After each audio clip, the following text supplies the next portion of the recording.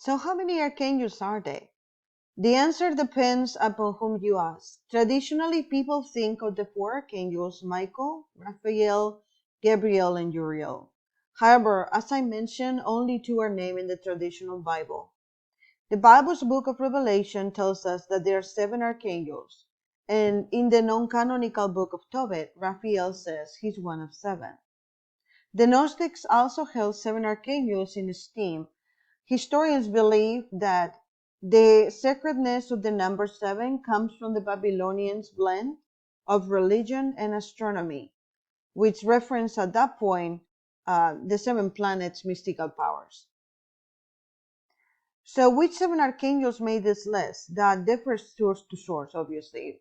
And that's not even taking into account that each archangel's name has different spellings and pronunciations that have been changed over time. In the mystical Kabbalah, this is really important because the Kabbalah is one of the few documents, not so much like the Bible. The Bible has changed so much, it has been transcribed so much, that it has been a changing document. But the Kabbalah is still a living document that has not changed over time. So in the mystical Kabbalah, 10 archangels represent each of the Sephirot or aspects of God. And Metatron is the chief archangel in this Judaic tradition.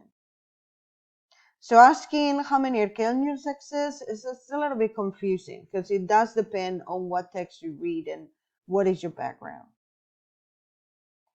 In truth, there are legions of archangels helping us here on earth, and in fact, Eastern Orthodox theology holds that there are thousands.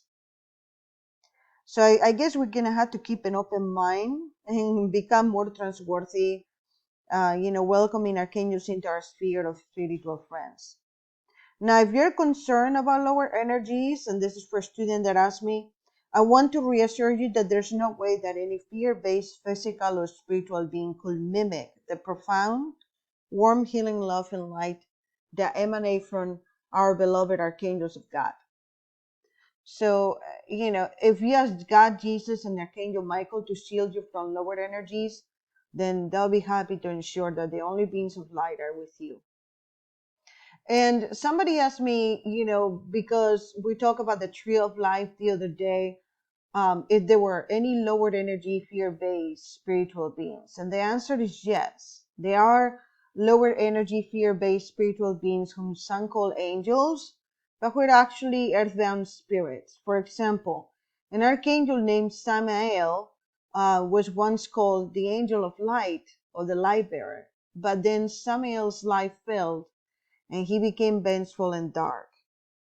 This seems to be the basis of the ideology about Lucifer, which isn't specifically mentioned in the Bible, but it is discussed through mythology and legend. So I'll stay far away from these dark angels of occultists, including those supposedly associated with King Solomon. The occult legend holds that Solomon used his magical ring and bows with the Star of David to control demons who built his temple. The name of these 72 demons are sometimes presented as a list of angel names, but they're not angels. These teachings, the so-called Solomonic lesser and greater keys, bring in dark and untrustworthy energy.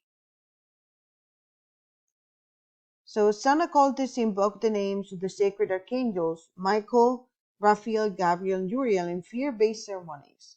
My advice is, please stay away from any religion or spiritual practice that is fear or guilt-based. Stick with the real angels of God's light and love. They're the ones who will really bring you the peace and happiness you desire. So normally if you work with archangels, you'll probably hear, this changed my life for the better, from people that work with archangels. So people become happier, healthier, more peaceful, and sure-footed as a result of doing so. The archangels are a very personal way to connect with God's love and wisdom. Later on in this course, we're going to be talking about how some angels and archangels, because of their specific purpose, might have different vibrations. That's probably what, some people are attracted to other angels or whatnot. And they will be viewed as a distinct energy or aura emanations from them. So sometimes you can detect archangels' presence as a sparkling or flashing color light, much like you did when you were next to a Christmas tree when you were a child. And so later on, we will learn about crystals and the aura colors and astrological signs of the archangels when they're near you. I hope that you liked the lesson so far. In the next lesson, we're going to talk about departed loved ones and mediumship. So stay tuned, and I'll see you in the next lesson. Thank you.